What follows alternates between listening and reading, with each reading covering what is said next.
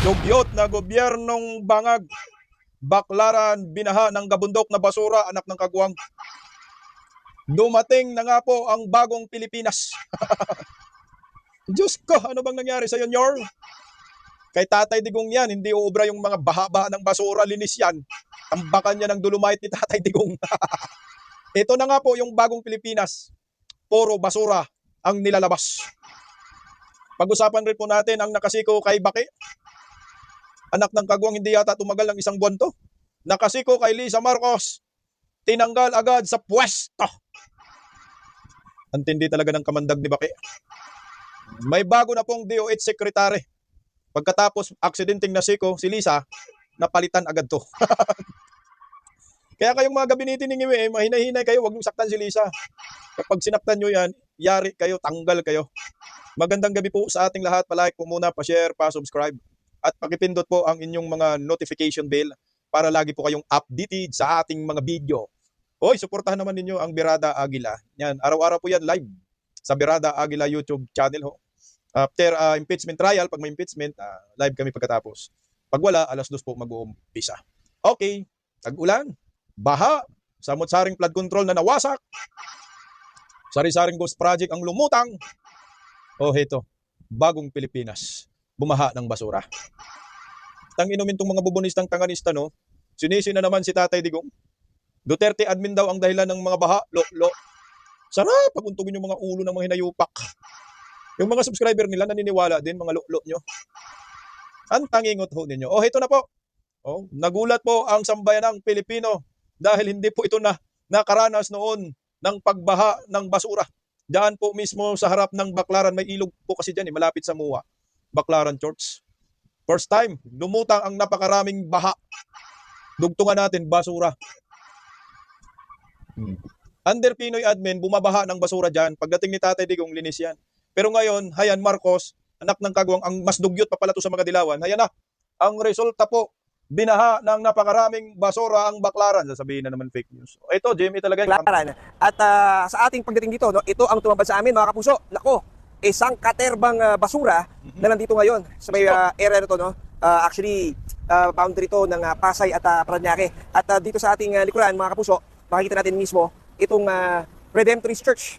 Ayon mga kapuso sa ating mga nakausap dito, ay kagabi pa raw nagsimula anurin ng ito raw ay dalhin dito sa kasagsagan ng malalakas na ulan at hangin kagabi hanggang kaninang madaling araw. So ito ngayon mga kapuso, no, talagang meron tayong nakikita dito mga heavy equipment pero hindi gumagalaw. At dito sa ating harapan, nako, lahat na ng klase ng basura na inyong maiisip ay nandito na. May mga tao dito sa likod natin mga kapuso na kumikilos, no? At sa ating pag-oobserba ay puro mga kahoy lamang yung kanilang kinukuha at inaangat nila sa may bahaging ito, no, yung mga kahoy na mga inanod. Pero sa malaking parte, mga kapuso, kita natin mga plastic, lalagyan ng soft drinks, mayroong mga styrofoam, mayroong mga galon, mayroong mga tsinelas na mga plastic din, mga damit, at iba't ibang klase ng basura ang nandito talaga, no, sa ating harapan. Sa ngayon mga kapuso, sa ating pag-iipag-usap sa LGU ng Parañaque ay meron na raw, no, na silang dinispatch ng mga tauhan.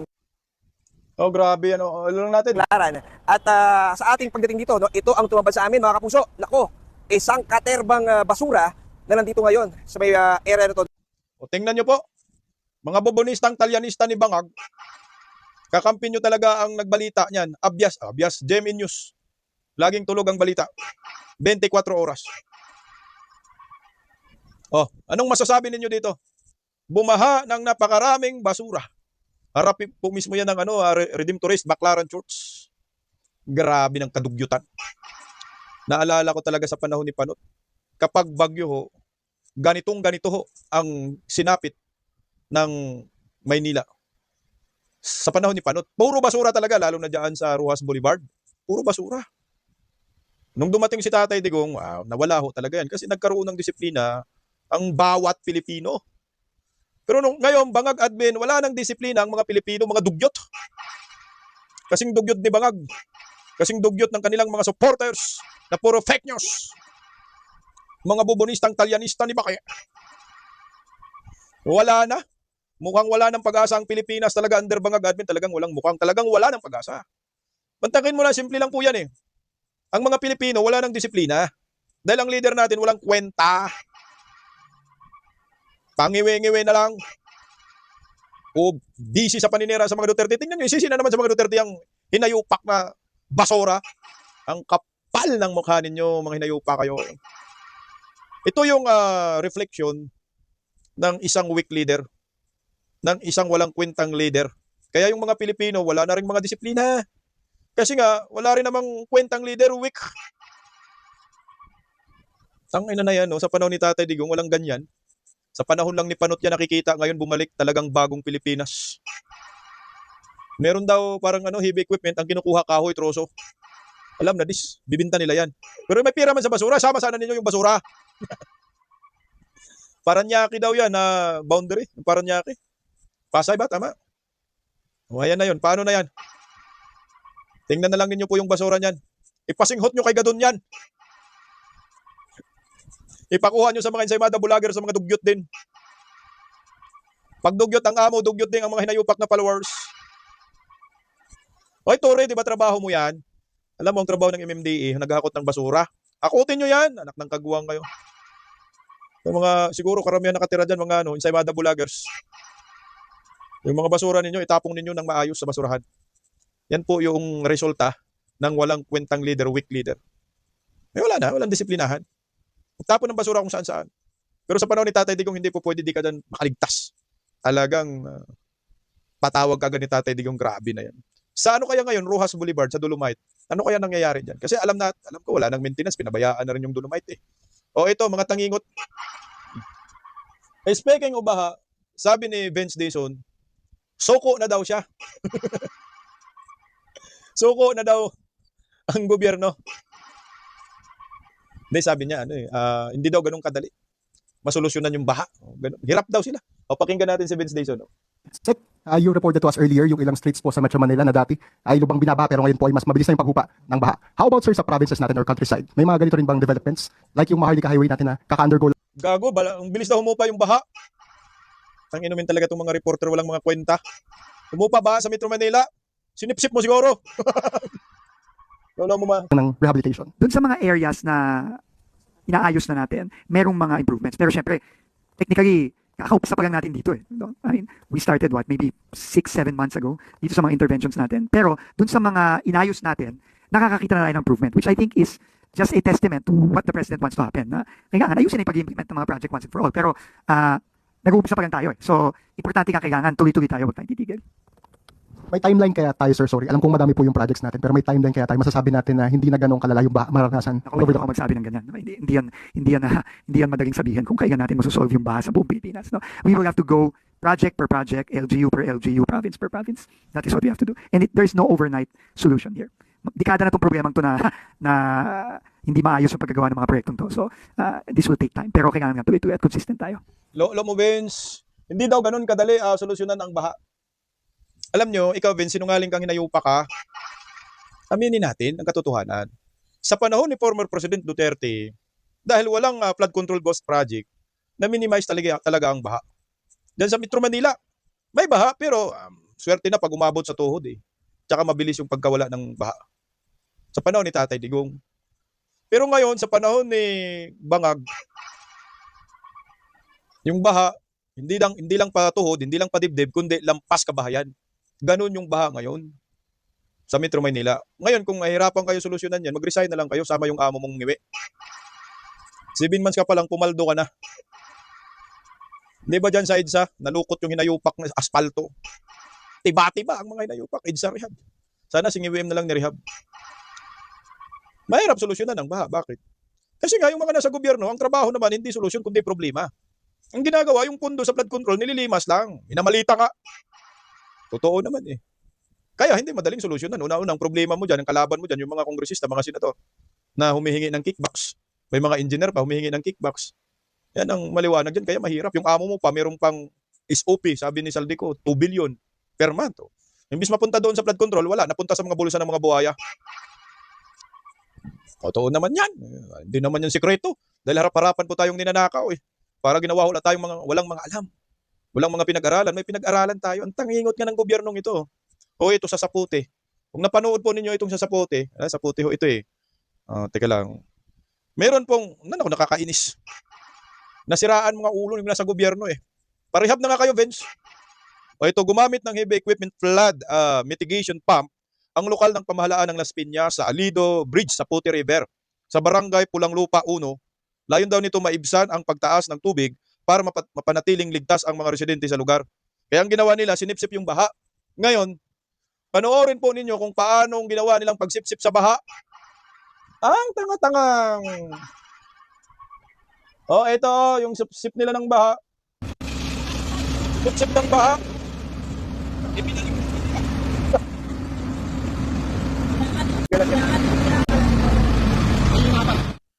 Tingnan nyo ha.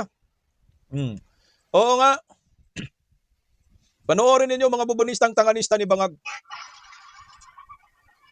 Sip-sip ng baha.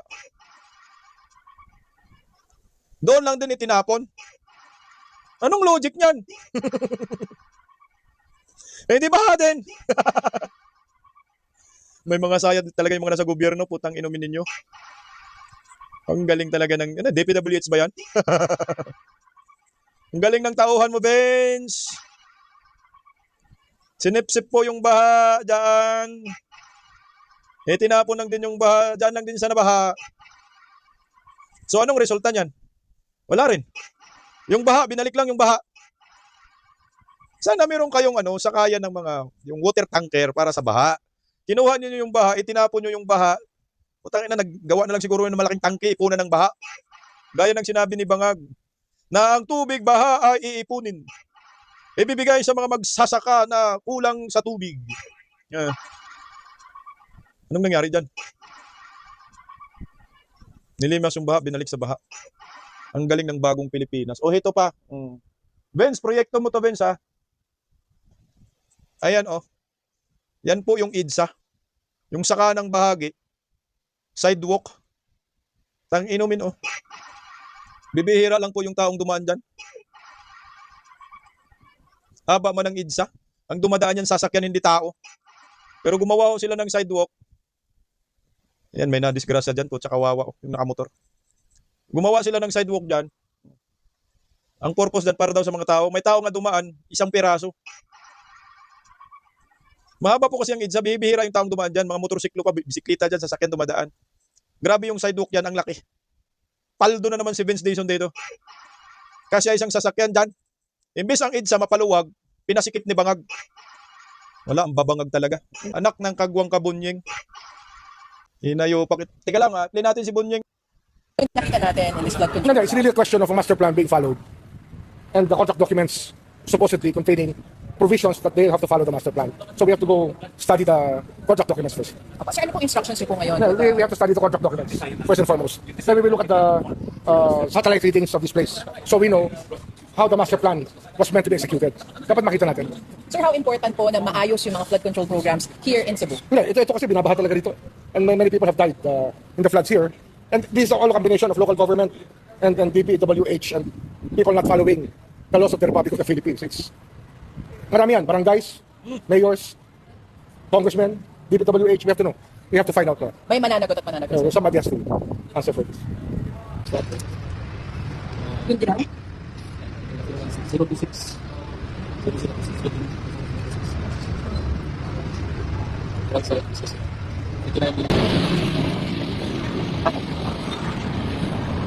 Okay. Ang sabi ni Boyeng, may mananagot daw, barangay, mayor, congressman. Bakit ang gobernador? Sa panahon na ba ni Pambari 4, meron na rin bang ghost project dyan? Na flood control? Pam? Wala, mukhang hindi kakasuhan si Pam. Bumaliktad na yan. Nasa timbangag na yan. Mantakin mo noong Suna, lumipad talaga from Cebu to Maynila para mag-attend lang sa Suna ng puon niya. Sobrang kapal ng mukha itong hinayupak na Pambari 4. Nandun pa naman ako sa Maisog na time. Itinaas talaga ni Tatay Digong si Pam na iboto ninyo. Nanalo ang buang dahil itinaas. Pero ito, kakampi talaga ni Bangag na. Pero Bunyeng, bakit napunta ka sa Sibunyeng? Ang baha Nyeng, Metro Manila Nyeng.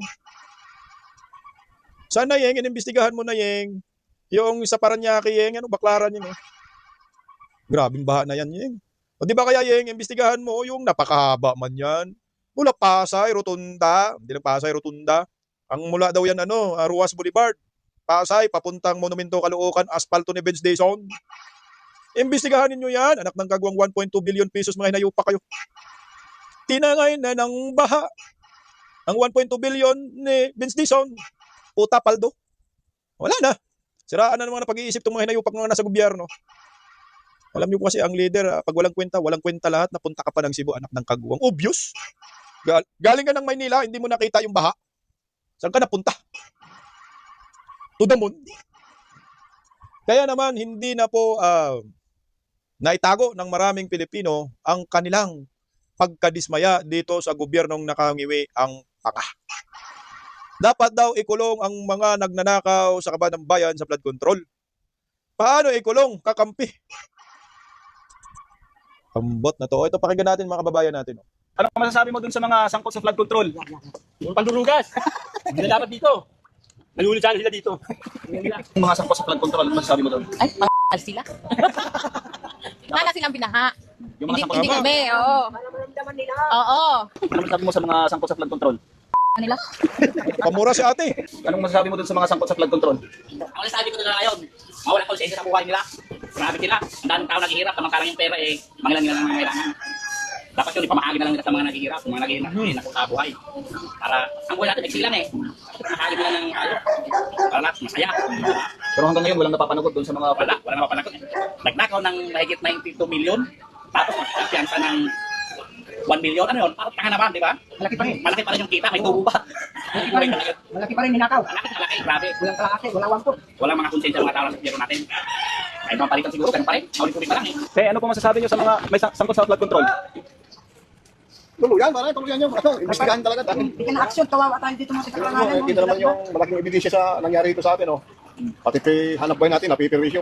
Lalo na po yung mga maliliit na matatakbuhan bahay, mas kawawa po Ito, yun. malaking hanap buhay. Walang hanap po, isang linggo na pasaradong tindahan. Dahil sa baha? Dahil sa baha. Takot lumabas ang mga tao kasi mataas ang tubig. Bahay lang kami yun.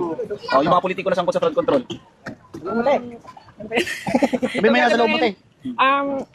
Palpak sila. Ganun, dapat pinuuna ng pansin kasi yung baka ngayon masyadong perwesyo sa trabaho. Tapos sila, hiyahay. Ano lang. Message nyo sa mga sangkot sa flood control tayo, kung meron, kung mabigyan ko ng pagkakataon na makaharap sila, mensahe mo sa kanila. Sana hindi nila ibulsa yung mga budget sa flood control. At sana mapabigyan ng pansin itong kalagayan nila na laging baha kasi kawawa naman yung mga mamamayan. Sana po, maawa kayo sa amin.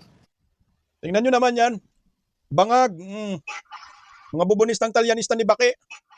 Yan naghahanap buhay, lumusong sa baha. Yung mga buhaya, hindi nga ho sila ngayon nag-hearing sa impeachment kasi takot sila sa baha. Pero mga ordinaryong Pilipino, ayan, binaha. Kaya tama yung sinabi ni ma'am na sana sila yung binaha. Sana sila yung nakaranas ng baha. Di ba bangag? Wala, mangunguyakoy-kuyakoy lang yung si Sandro, si Martin Romualdez, hayahay. Si Bongbong Marcos, paupo-upo lang, patulog-tulog lang. Yung mga Tulfo brothers, walang pabibamax lang. Yan ho ang maliwanag dyan. Makukulong kaya yung mga animal? Sa panahong ito, hindi sila makukulong. Bakit? Yung amo nila, tabla rin may kinalaman sa baha, command responsibility, dapat managuto sila. Hanggang saan ang pagtitiis ng maraming Pilipino? Aba, siyempre, hanggat may Marcos, hanggat may Dilawan Pinklawan, bubonistang tanganista ni Bake, kailan kaya magrarally yung mga hinayupak ng mga bubonistang talyanista tungkol sa sisihin si Bangag? Hindi ba nabaha yung mga Ensaymada Bulagers? Mga supporter ni Bongbong Marcos, hindi kayo binaha? Grabe naman, ang galing ninyo. Saan ba kayo nanggagaling na sulok ng Pilipinas? Hindi kayo nagrereklamo dito sa baha? Okay pa rin sa inyo. Bongbong Marcos pa rin kahit lubog na kayo sa baha hanggang liig na. Tangingot. Ayan po ang maliwanag. Ang gobyernong ito ay dugyot. Piling maayos ang hinayupak na gobyerno pero ang dudugyot. Speaking of dugyot, Department of Health Secretary na nakasiko kay Bangki, tinanggal na po animal. Sabi daw, nag-resign, pero wala para sa akin. Natanggal po talaga yan. Ilang araw lang ba siya? Nagbuwan ba? Pagkatapos niyan, ayan na, pinalitan na itong nakasiko kay Baki. Pero bago po natin i-play, yung bidyong nasiko talaga si Baki, di naman sinadya, nasiko lang. Patuwad-tuwad na kasi si Baki. Pakinggan natin muna itong si ICC, Impact ng Claire Castro. Sabi ni Mangga, sa announcement niya, na yung nakasiko kay Lisa Marcos ay tanggal na sa pagka-Department of Health Secretary at pinalitan na. Itinalaga ngayong araw ni Pangulong Ferdinand R. Marcos Jr. bilang kalihim ng Department of Health si Dr. Edwin Mercado na kasalukuyang Acting President and Chief Executive Officer ng PhilHealth. Naitalaga sa PhilHealth si Dr. Mercado noong February 2025. Bago naging kalihim ng DOH, nagsilbing medical director si Dr. Mercado sa Daniel Mercado Medical Center noong 1998 hanggang 2000 at nagsilbing president and CEO ng iba't ibang ospital mula noong year 2000 hanggang 2016. Nagtapos si Dr. Mercado ng Medicine sa University of the Philippines. Nagtapos ng Master of Medical Science in Global Health Delivery sa Harvard Medical School noong 2023 at mayroon din siyang Executive Master's Degree in Healthcare Administration mula sa University of North Carolina sa US. Papalitan ni Dr. Mercado si outgoing DOH Secretary Jose Pujalte Jr. Samantala, papalit naman kay Dr. Mercado sa PhilHealth bilang Acting President and Chief Executive Officer si Dr. Beverly Lorraine C. Ho, na kasalukuyang Chief Health Officer ng Ayala Healthcare Holdings Incorporated. Bago ang kanyang appointment sa PhilHealth, nagsilbi rin sa DOH si Dr. Ho bilang Assistant Secretary noong January 2023 hanggang January 2024 at Undersecretary mula July 2022 hanggang December 2022. Nagsilbi ring Deputy Spokesperson si Dr. Ho ng DOH mula March 2020 hanggang December 2023. Yan po ang dalawang mahalagang announcements mula sa palasyo. Okay, unang tanong mula kay Maricel Alili, TV5. Good afternoon, Yusek. Yusek, may we know the reason why Secretary Pujalte was replaced in DOH? Did he resign or did the President decide to remove him from post? Ang naipaabot sa atin ay kusang nag-resign si Dr. Pujalte, si Secretary Pujalte, dahil na rin sa kanyang kalusugan. In a way, does it have something to do with Tama the na, issues Howard. about him? Ayan, napalitan na po yung nakasiko kay Lisa bilang isang Department of Health Secretary. Sa po yung pinalitan, ito oh. Ayan. Health Secretary Pujalte nag-resign na. So malamang hindi po talaga yung nag-resign, kundi sinibak. Saan ka nakakita, no? Na in-appoint ka tapos bigla kang nag-resign? Wala eh. Talagang minainubra po ito ni Lisa. Kasi siyempre yan eh, alta presyon yan eh. Pag tinamaan ang ego ng mga alta, eh, siyempre hindi yan papayag at hanggat hindi yan makaganti. Gumanti yan. Pero hindi naman po talaga sinadya ang pagkasiko sa kay Lisa. Dumaan lang, sino bang sasadyang sikuhin yung boss mo? Di ba? Pinalitan na po siya. Ang pumalit ay si Edwin Mercado, itinalagang bagong DOH Secretary, at si Dr. Beverly Ho, ang PhilHealth naman. Anak ng kagwang, akala ko ba anti-Chinese itong si Marcos? Ayan ho, Chinese man yarn. O ayang gibo, pro-China man si Bangag, pag-resign mo na gibo. Grabe ang namimili talaga ng mga appointees, mga cabinet secretary si Liza Marcos talaga. Ayan oh. Yan yung pinili ni Liza Marcos, si Edwin Mercado, itinalagang bagong DOH Secretary. At nagpasalamat si Edwin. Sabi ni Edwin, ayan oh. I am grateful to the President for his continued trust in me. Hindi man President nag-appoint sa iyo, sir. Si Lisa man. Oh, ito na po. Yung video kung saan nasiko. Nasiko po talaga siya dyan. Ayan na oh. Tingnan nyo yan. Boom! Sa pool. Isa pa, palakpak sila dyan. Isa pa. Oo, po na tumuwad kasi. Boom!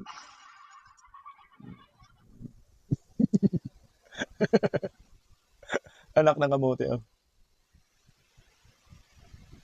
Aray ko. Aray ko, bakit? Nasaktan kasi siya dyan, sir. Kaya ang sabi mo, yari ka sa akin. Makaganti ako sa'yo. Tanggalin kita sa pagka-DOH Secretary. Lintik lang ang walang ganti. Nandyan si Vince Dizon, saksi yung pagkasiko. Nalakasan mo na sana, sir. Ganun din naman. Pero hindi po yan sinadya. Talagang nagkataon lang na dumaan. Pagtawag sa kanya, pumalakpak, dumaan siya. Tapos si Baki tumuwad.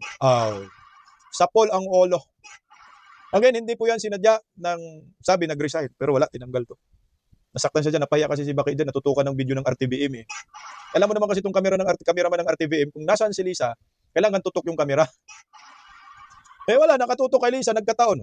Gaba. Nakaganti rin.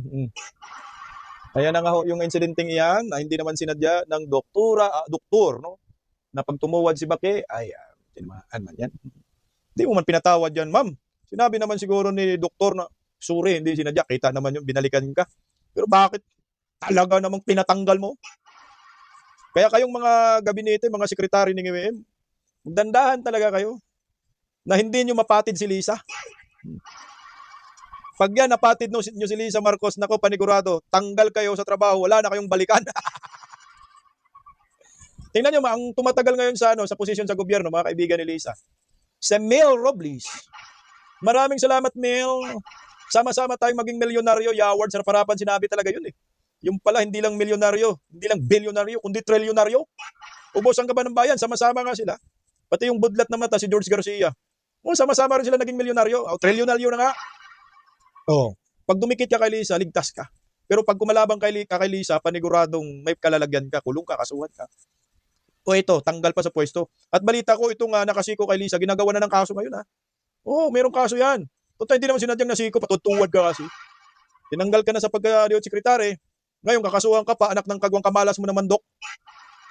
Sana hindi ka dumikit dito sa pamilyang Marcos. Sana lumayo-layo ka ng konti.